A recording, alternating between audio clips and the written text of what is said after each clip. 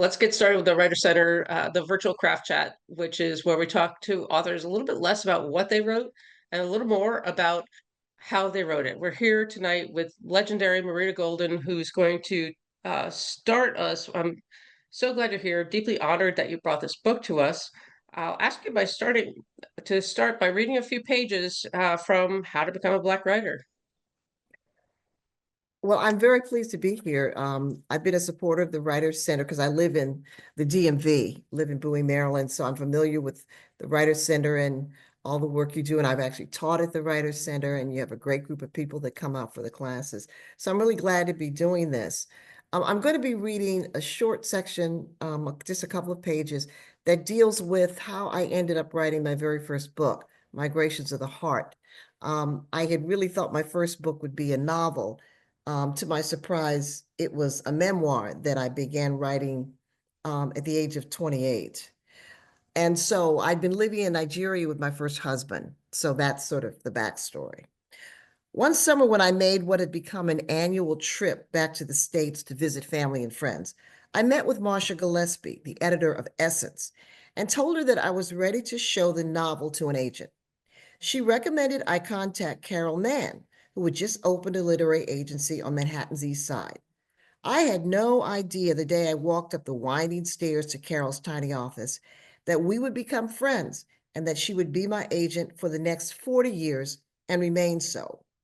I'd sent Carol the manuscript of the novel, and we met to discuss her thoughts about the book. She was brown-haired with an open, eager gaze. We talked for a while about her company, and then she told me that she was impressed with my writing, but not so certain about the novel. Then she quickly inquired almost breathlessly, "So tell me about your life in Nigeria." Carol folded her hands on her desk and shifted slightly as though to get more comfortable in her chair. No one, not family, members, or friends, had ever asked me that question with the optimistic expectation I heard in Carol's voice. When I talked with friends about living in a country where my Blackness was the norm and how I no longer felt the literal and figurative burden of racism, I saw in their faces partial acceptance of my words. Yet I knew that friends and family had read and had seen accounts of coups and the stories of famine and poverty on the continent. I knew that more than a few of my family members thought I'd lost my mind, choosing to live in what some of them saw, I knew, as the heart of darkness. My feelings about living in Nigeria were complex. I love the sight of the women of Nigeria, whose skin color and body shape echoed my own. There was a palpable sense that living on the African continent, in one of the continent's most influential nations, my life and its meaning were highly charged. I constructed and held to an identity wedded to Africa and Africans. Corruption was rampant in Nigeria, as was tribalism. But wasn't American racism corrupt? Didn't American capitalism turn the American dream into a nightmare for many? Wasn't the progress African Americans made, whether political, social, or economic, perennially met with white backlash? I wanted my son to grow up in an environment where he could feel the intense pride in who he was that his father felt, not threatened by racial profiling or self-doubt because of the color of his skin. Carol was an agent. Her job was to look for great stories, to find them, encourage writers to tell them. She was not convinced that at that moment my novel was the great story I had to tell. So I told her about my life in Nigeria, living as a highly educated feminist in a deeply patriarchal society that still circumcised female babies, where there was no concept of a single woman, as a woman's value was entirely related to marriage and motherhood. One of my husband's family, his father who'd had 12 wives, and that some of my husband's family members practiced polygamy. Of my journalism students who were smart and ambitious and hungered to improve their country and to visit America. Of the tremendous creative and intellectual energy I witnessed in so many Nigerians, from women selling meat in the market to boys hawking fruit on the side of the road, to my colleagues at the university, and the twixt and tween lives of Black women married to Nigerians who struggled to honor themselves and who they were, as well as the culture they were now part of. Many of us were feminists, and we had shared with one another our fears of raising girl children in our adopted home. When I finished telling Carol about my life, I felt as though I'd met myself for the first time. "Why aren't you writing about that?" she asked gently. I'd been so busy living that dramatic, conflict-filled, compelling story that I had never assessed it. It was mine to live, not mine to dissect and reimagine, which is what writing requires. "I want to write the novel, not about my life," I told her with a slightly defensive insistence. "All right," she said, "but that's the story you should write. Please, let's stay in touch." I left her office elated and confused. Carol thought I was a good writer, and she wanted to stay in touch with me, but she wanted me to write a story that, finding myself on the sweltering sidewalk outside of her building, I had no idea how to compose and did not want to construct. I'd have to confront the increasing fissures in my marriage, the emotional incompatibility with Femi, the nagging cultural differences I could no longer ignore, and how, as that marriage was spiraling toward dissolution, no one in his family would or could understand my growing anguish and the fear that if I walked away from our union, I would lose my son. When I returned to Nigeria, I knew my life there was over. Slowly, day by day, I dreamed of a new existence. I saw my experience as Carol Mann had, realizing that my life contained the elements of a compelling narrative. At the age of 24, I followed my heart and my hopes to another country, became part of a polygamous African family, and a university professor and mother, while grappling with the pressures of cultural differences and the weight of my unaddressed grief around the death of my parents. To the people around me, I was the same woman as before. What was invisible to their eyes was how I've been transformed. Now I was possessed by the lure of writing a complex, dimensional narrative, a narrative about me. I'd feel this possession many times in the years to come. It's a feeling at once sublime and utterly peaceful. Its hold feels like both a grip and an embrace. Possessed, I've been given a creative mission that feels imperative and that I don't fully understand yet don't question. Ironically, I had wanted to write a story that only I could imagine. I thought that story would be a novel. Instead, it was a memoir. Only in the writing of Migrations of the Heart did I realize how much of our lives we imagine and how much of our lives rival the most satisfying fiction. As I was strategizing how to leave my marriage and how to write about it, I became a researcher, interviewing Femi's family members for details of Yoruba culture and life that I would need for the book. Any information about Nigeria, the country, and its people that in my 4 years there I'd taken for granted or overlooked, I now revisited with new, more observant eyes. I looked at faces closely, assessed personal interactions between people everywhere, and turned my brother-in-law into an anthropologist who educated me about the customs and beliefs of the family I'd become part of and was now planning to leave. I was a vulture circling over the impending ruins of my life, a vulture riddled with sorrow, guilt, and regret. Writing would turn an experience that threatened to live in my memory only as ash into material that could resurrect and redefine love, hope, optimism, and joy. All the emotions I'd initially felt when Femi and I met, and that despite the dark days had been real. I'd written poetry and journalism that I was proud of and completed a draft of a novel that I'd been told didn't quite make the grade. I knew what a well-crafted book could do. Powerful, beautiful stories had given me life all my life. That's what I swore I would do for myself and my readers.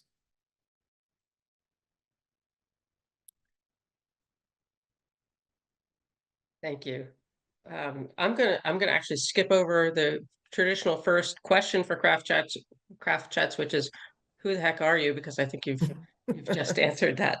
I'd love to let's start by talking genres, because this is so Kevin Powell describes this book as part memoir, part history, part meditation on race, gender, and identity, and that's just a partial quote. So in terms of genre, how would you describe this book? Well, I'd actually describe it as a memoir that ends up being a how-to book. So that it was inspired by the fact that at the end of 2024, of 2023, I was honored with a program that a number of my writer friends here put on for me. It was declared Marita Golden Day in Washington, D.C. and in Prince George's County. And it was really a beautiful program where I literally got my flowers, and writers who'd known me for a very long time, former students, came out to celebrate me. And so after that, I began thinking that of all the memoirs I'd written, and I've written several, I'd never really written specifically about how I became a writer. And so when I sat down to write, I wanted to do a couple of things. I wanted to write about, yes, how I became a writer, but also it was important to capture the social movements, the cultural atmosphere in which I became a writer.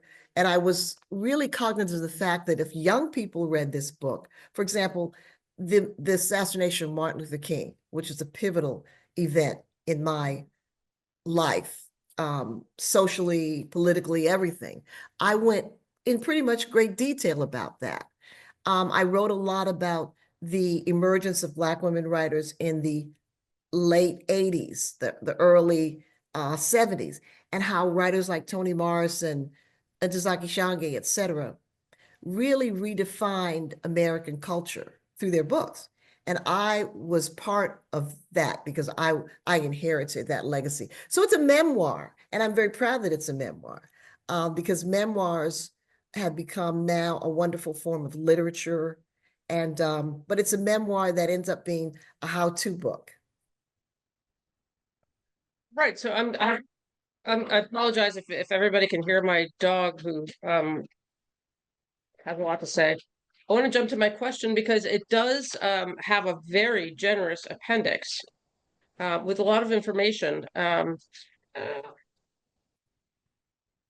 I didn't print that page, but in some respects, so um, the appendix contains a keynote address and a lot of resources to support other writers, which brings me to a couple of topics of where community fits in.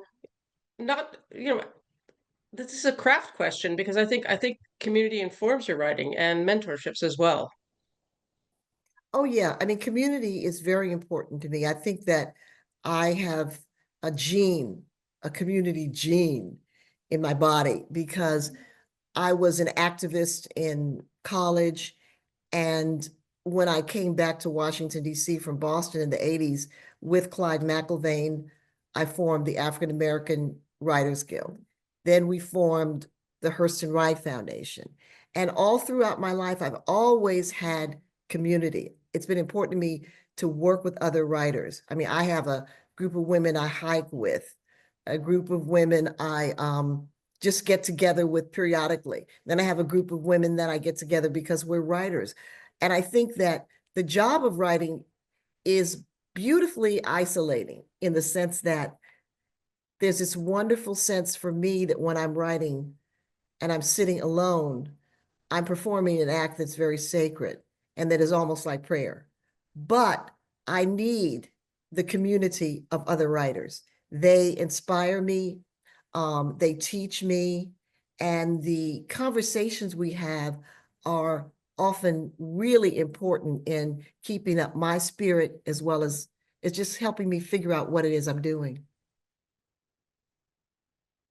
So, so what I hear you saying is, so in the book you talk about, you say, I used all the training and experience I had as a writer from poetry to fiction to journalism because each genre had in different ways informed me on how to write the book.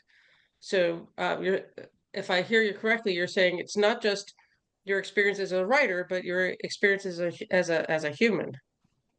Yeah, I mean, I think that the other thing I say, the other part of that is that the the ways in which we talk about writing fiction, nonfiction, romance novel, science fiction, poetry, those, many of them are definitions that have been imposed on writing by the publishing industry to sell our product in their eyes more efficiently.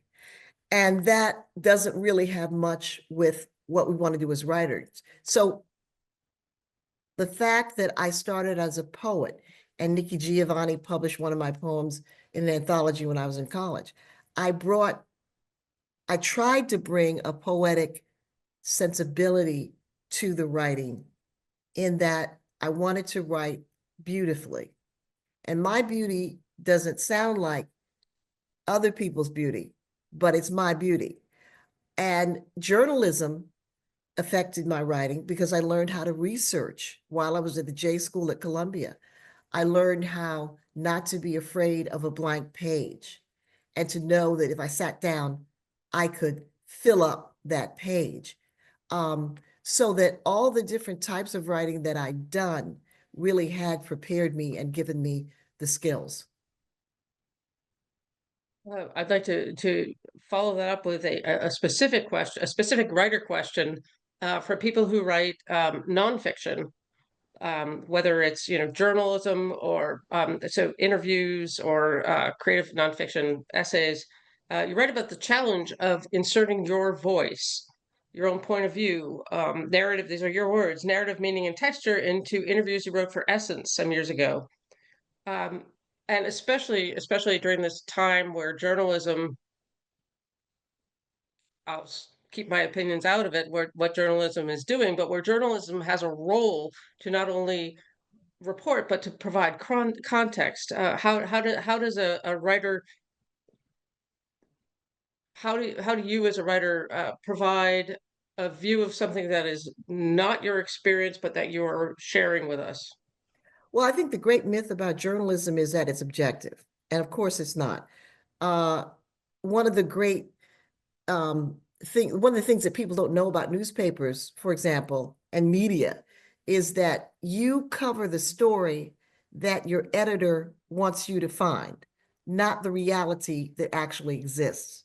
So that journalists often complain that they're given a story, given an assignment, and if they come back with a story that is not reflective of what the editor wants, they're told to go back out and find that story. So the first, journalism is not objective. Secondly, everything is a story.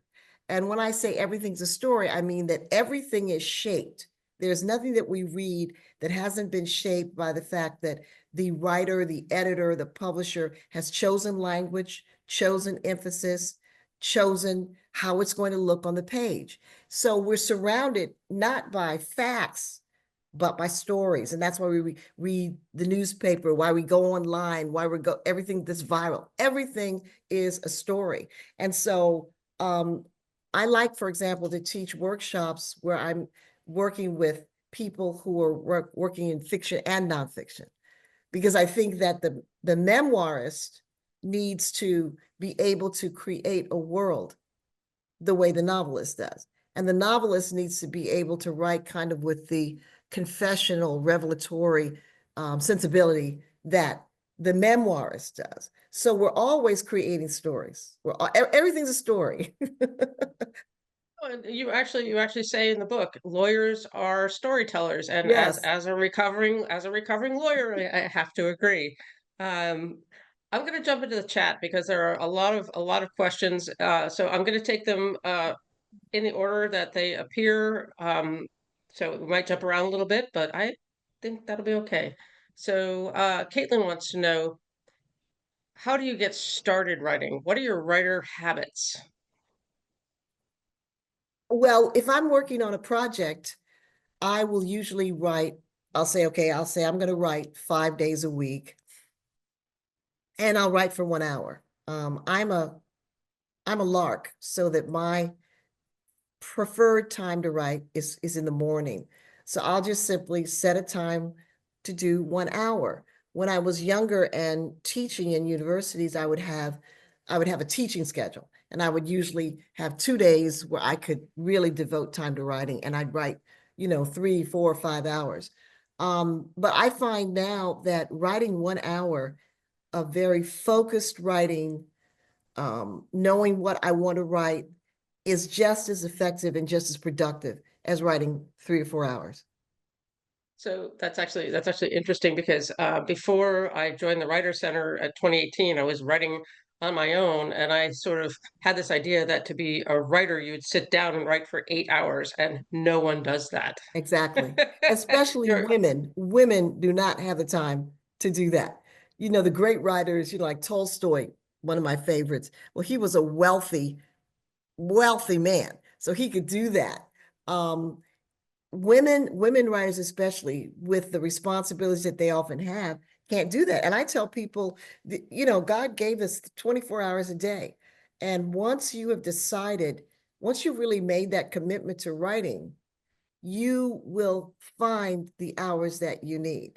You will know how to shape your life so that you can write. As long as you're not really yet committed, you don't have time to write. Fair, I agree.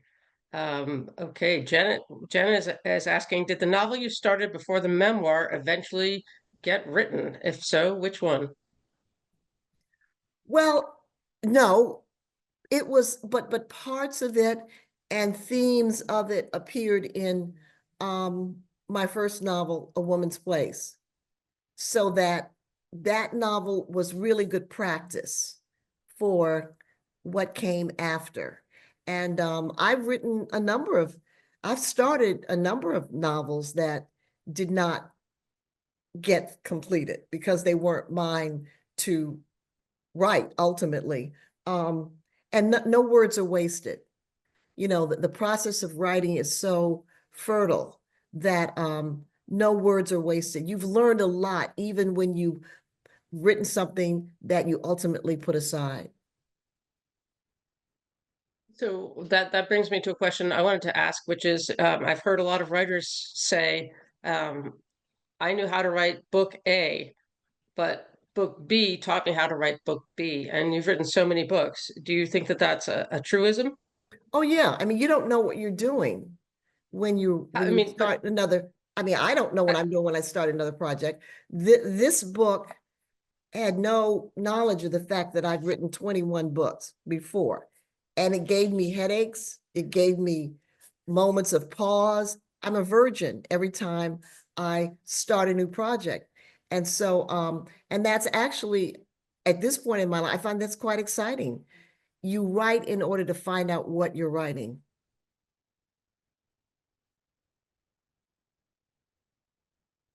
just turning the page on that paragraph. Um, Karen wants to know, how do you decide which elements, events of history to include in your writing? Well, I mean, it depends on what you are writing about. Um, it depends on what your storyline is, what your plot is.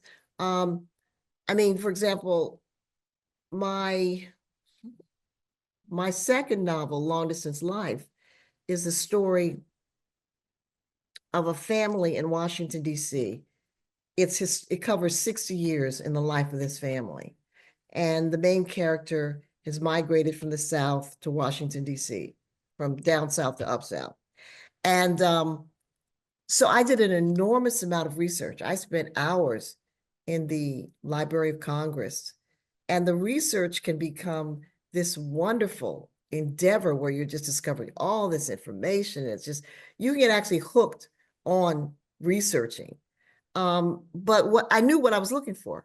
I knew exactly what information would help me tell her story. So that of everything that I could, when I said research, my requests for them to bring me newspapers and magazines were, for example, who played at the Howard Theater in March of 1932?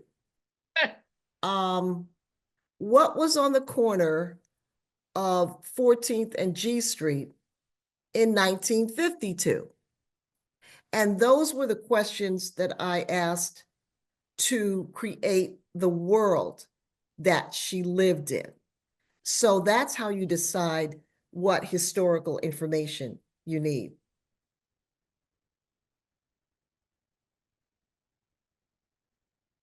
And that was, I So, remember, now that I'm talking about it, I remember that was so exciting.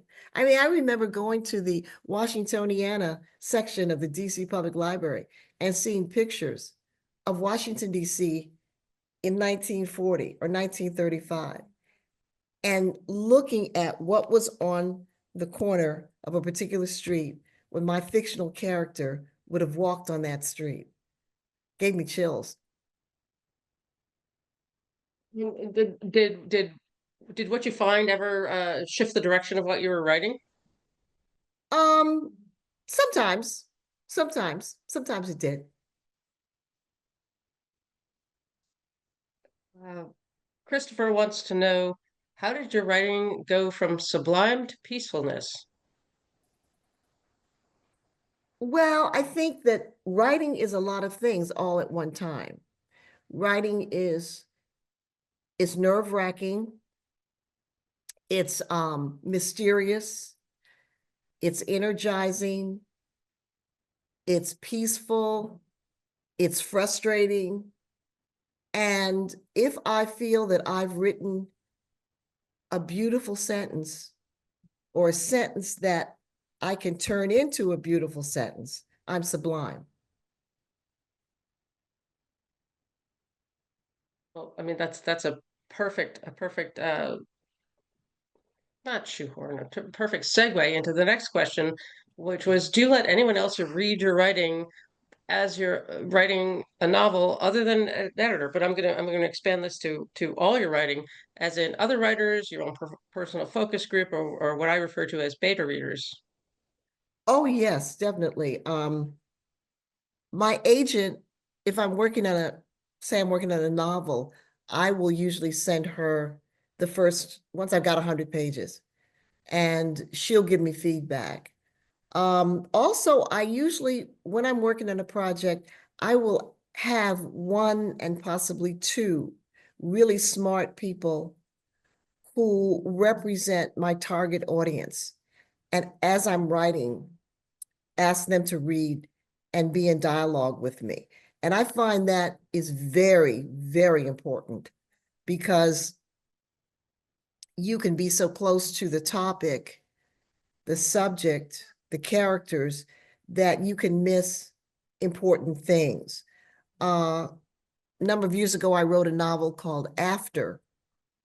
And the idea of the novel, it was kind of inspired by the Prince Jones killing, which was the case that inspired Ta-Nehisi Coates to write his first book, where a young man was shot in the back by a police officer.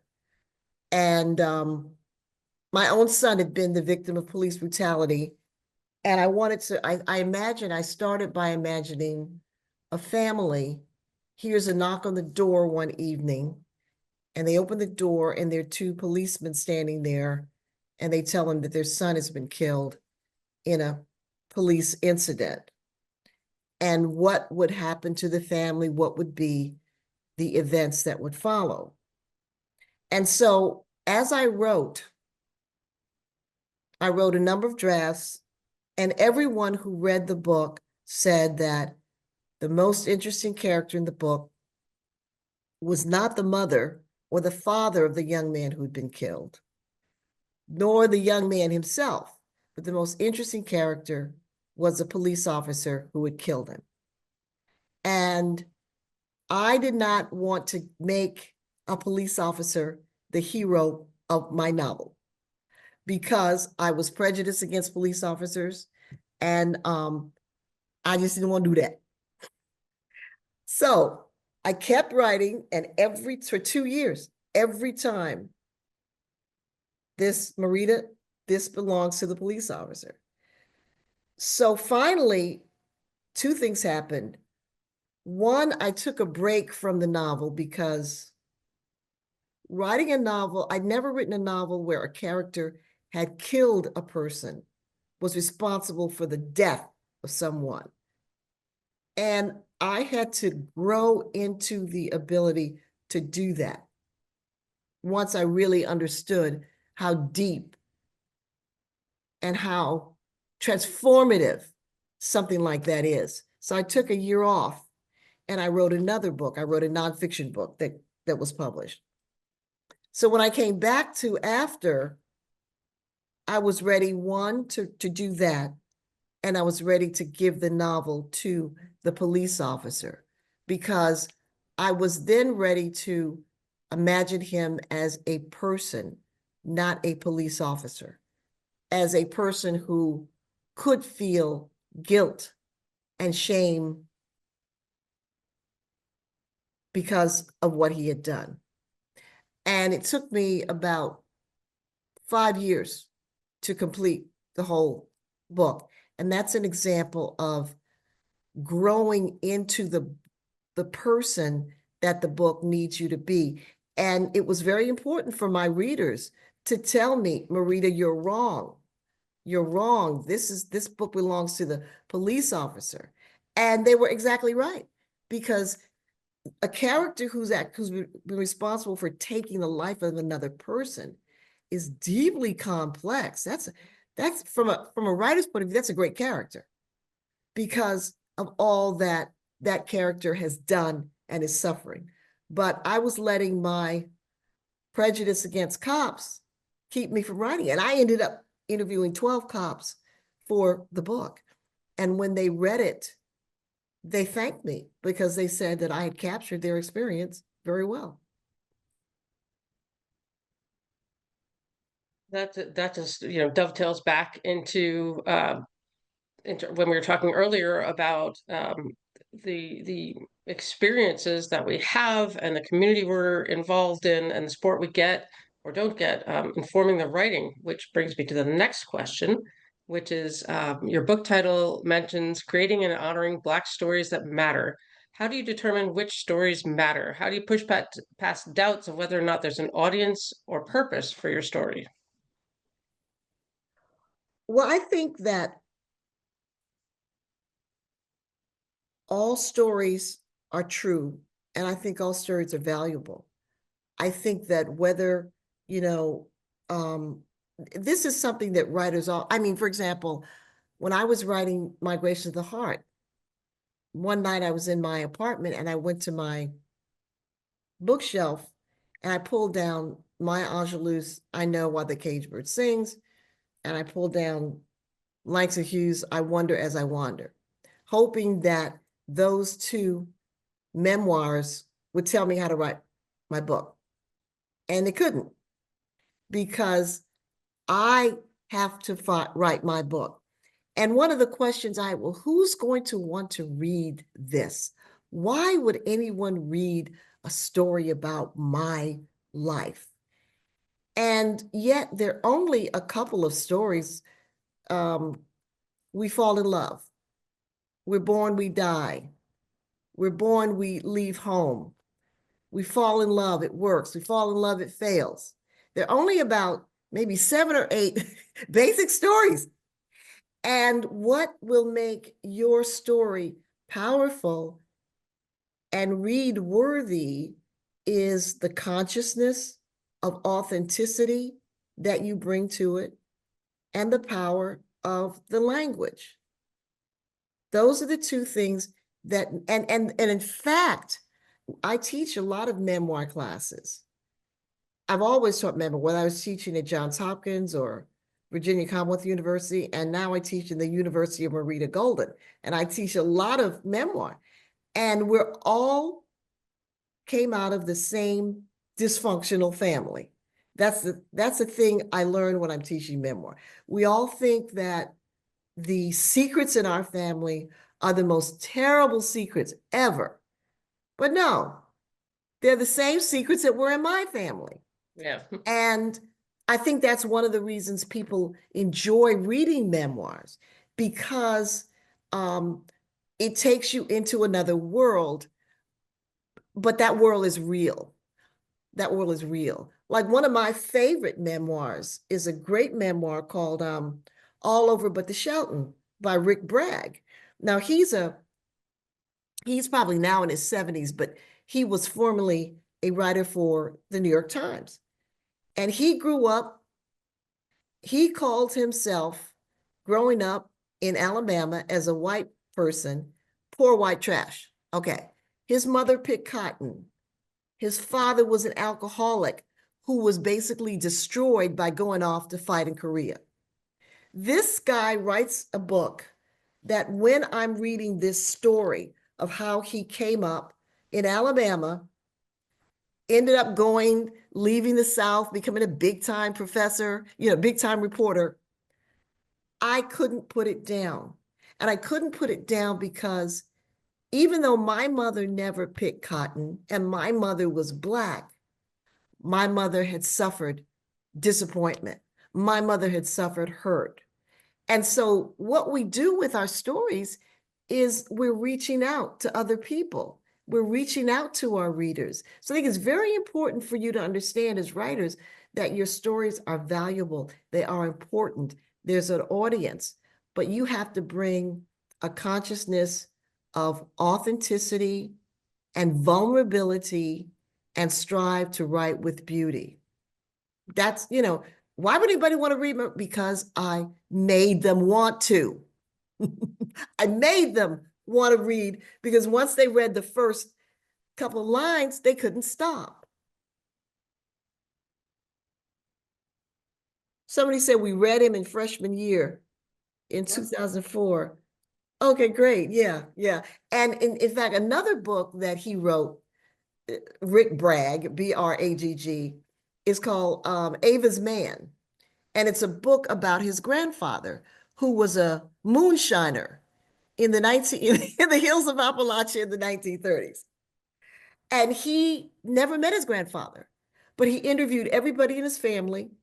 And he created such a vivid sense of this man that you felt like you knew him. And it didn't matter that I'm an African-American woman who may have certain feelings about white people from Alabama. When I read that book, it didn't matter. We were one. And that's what literature does. So let's jump into a couple of technical questions here. I'm going to throw a couple of questions at you, Marita. One is, how do you know when you have completed enough drafts? And then somebody further up in the question wants to know, are you an outliner? And basically, and the questions are really digging into their process of do you outline? Are you a seat of the pantser? What's your process for getting from A to B?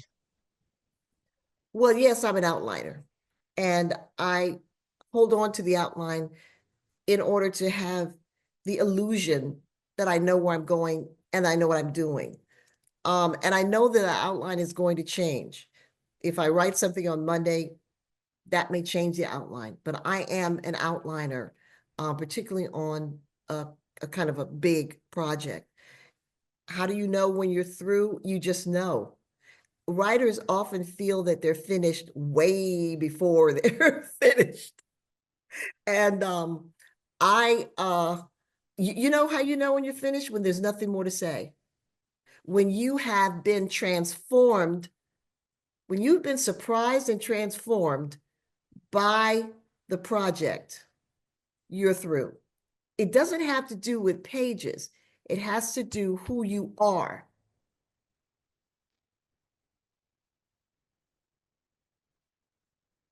Yeah, I mean that resonates, and I guess that goes into having beta readers and other people reading it with you, saying, yeah, I know you think that's what you said, but you didn't say that to me. Exactly. Yeah. So But you there's really a do have to be, if you haven't been transformed by the writing, you're not through. If the book that you have and you say this is finished is the same book that you started writing, you're not finished. Because books are supposed to surprise you. Books are supposed to take you places that you had not imagined. Books are supposed to take you where you actually don't want to go. so I mean, I think that some people think about that as why they read, but you're talking about that as why you Yeah, write. exactly.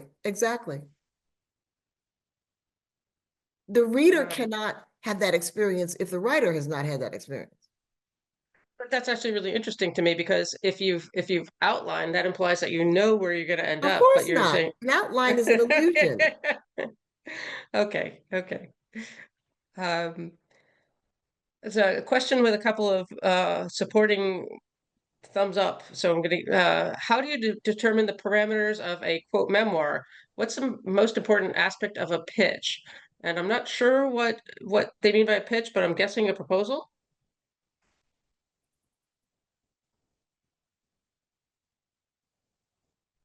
So the first one was about memoir. Can you say that again? How do you determine the parameters of Oh, a memoir? oh, okay. Usually a memoir covers a slice of your life. It's not your whole life. My memoir covered my childhood up to leaving my marriage in Nigeria and coming back to the United States and beginning again. So it was a particular slice. Um, the memoir Educated, which, was a bestseller, covers her childhood, then Yeah, she oh, goes yeah, off and gets, quote, educated. So right. that you're really looking at a dramatic arc of your life, a part of coming of age, coming into knowledge, coming into transformation. And what was the other one? Something about a pitch. What constitutes a pitch? And I'm guessing that means a book proposal. Well, And Sean, if you want to jump, yeah, sorry, go ahead. a pitch is a couple of sentences that entices anybody who hears it to want to know more. Um, a great pitch usually has the whole story in 2 or 3 sentences. It has conflict, it has crisis, and it has resolution in 3 or 4 sentences. What's the crisis? How'd you overcome it? Where are you now? What's a takeaway for the reader? I mean, like, for example, even though this is a book, the memoir of a writer, I like to say this is a book about a little girl who grew up and all of her dreams came true. So that even if you're not a writer, it's a great story. Um, so Brittany says, did you struggle with recalling memories slash identifying your truth? And I just want to share just personally, I overheard a conversation on Saturday with somebody insisting that memoir is fiction. It is. Some of it is. Some of it is. Certainly, there are times when you will fictionalize because you can't possibly remember everything.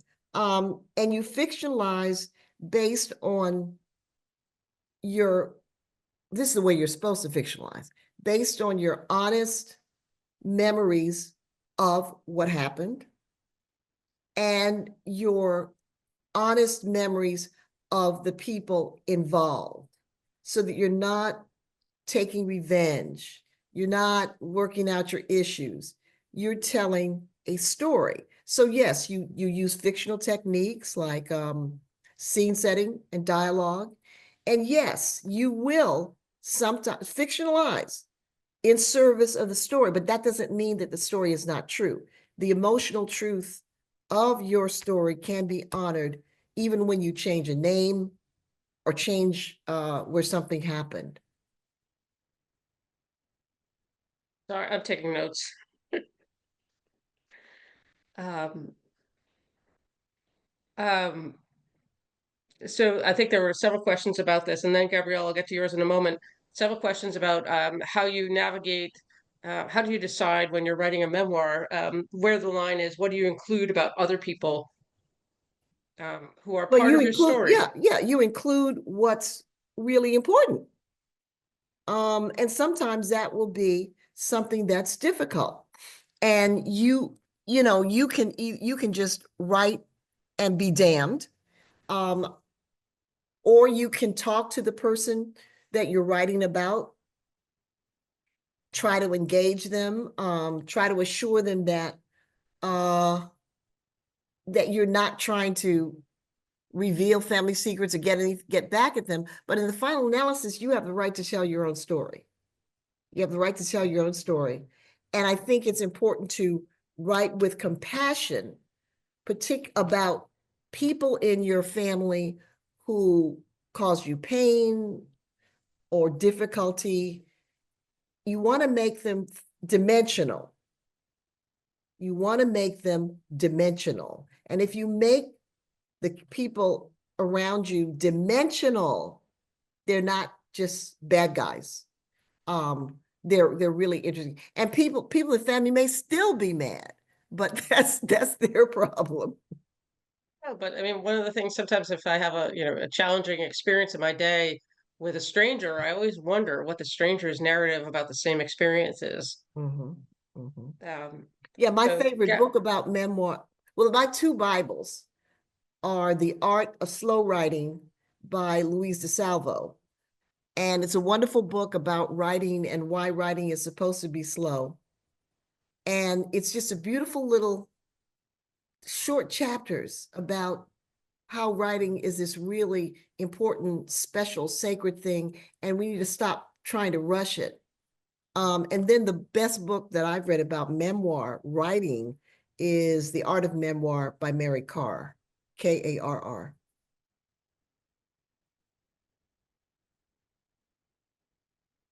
um,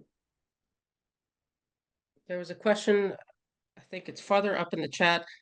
Can you talk about the publishing industry for Black writers now? Can you speak on some of the current publishing world, especially for Black writers? Is the question. Well, I mean, I have a real sort of between love-hate relationship with the publishing industry because on the one hand, I had so many really fine editors who worked with me on my books, who supported my books, who tried to get me contracts. Many times they did. And yet the publishing industry has a long way to go in terms of being an industry that really empowers African Americans to be in positions of authority. The current landscape, I think despite having said that, it's probably better, certainly than it's ever been, in that you have the big five publishers, you have many, many small presses, and you have the option to self-publish. So that I think that I tell anybody, this is as good a time as any and a better time than most to be an African American writer. Yes, there are disparities. White writers get higher advances, um, often get better promotion, but that's not something to stop you from writing. And that's something that you don't need to worry about. So I say this is as good a time as any to be a Black writer, better than any time before. And I think that in terms of finding community, there's so many places like the Hurston Wright Foundation, Voices of Our Nation, Kimbilio, Quayle. If you Google support for Black writers, oh my God, everything will come up. So that there's never been a better time when Black writers could get emotional support for their endeavors. And even though I wish that there were more Black people in the publishing industry in positions of authority, there are more Black editors than there have been in a while. And also, if you buy the book, Marita's book, there's a tremendous appendix of resources and residencies and fellowships and lots of support for writers, for Black writers. Um, we're running out of time soon. So I want to get to a couple of my favorite questions. Is there anything that no one has asked you about your writing that you'd like to talk about? um, yeah, well, I don't know that no one's ever asked me, but I would like to just say that writing is a very joyful endeavor.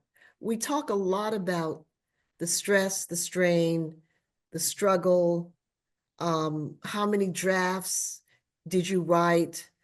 How long did it take you to write? But I just feel that just writing is a beautiful, very important act to perform, whether you're writing in a diary or whether you're writing something for publication, because you are attempting to give something to the world, whether that world is your individual world or the larger world. I find writing very joyful. And that's something that we rarely talk about. I guess my final question is going to be, if you could give one piece of advice to writers just starting out, what would that be? To write and to write. So I that's think the best answer I've ever heard. people will say, "Oh, I have a million ideas. I have so many ideas. I don't know which one to write." And a lot of times people will have a million ideas so that they don't write. So if you have a million ideas, you don't have to choose one, but you have to choose. If you want to write, you really do have to choose. And I tell people to choose, always choose the story that scares you the most, because that's a story that you need, and it's a story the world needs. So how do you get past that fear? One step at a time, one step at a time, by being in community with other writers, by reading other writers, by going to writers' events, and by writing. By committing something to paper and working. It's a job, but it's a joyful job. Well, I want to thank you deeply for bringing this conversation to the Writer Center. I've really Sure. enjoyed it. I hope everybody else had. Please go to your independent bookseller, buy a copy of the book, write And positive, if glowing people, reviews. yeah, and if people want to get on my mailing list, they can simply go Yeah. to my website and there'll be a pop-up where they can join the mailing list. If they want to reach out to me personally, they can send me an email at maritagolden.com. And I do workshops and all during the year. And as I say, teach at the University of Marita Golden. Uh, Thank you for your generosity, and good night, everybody. This was fun. Thank you. Thank you, Amy.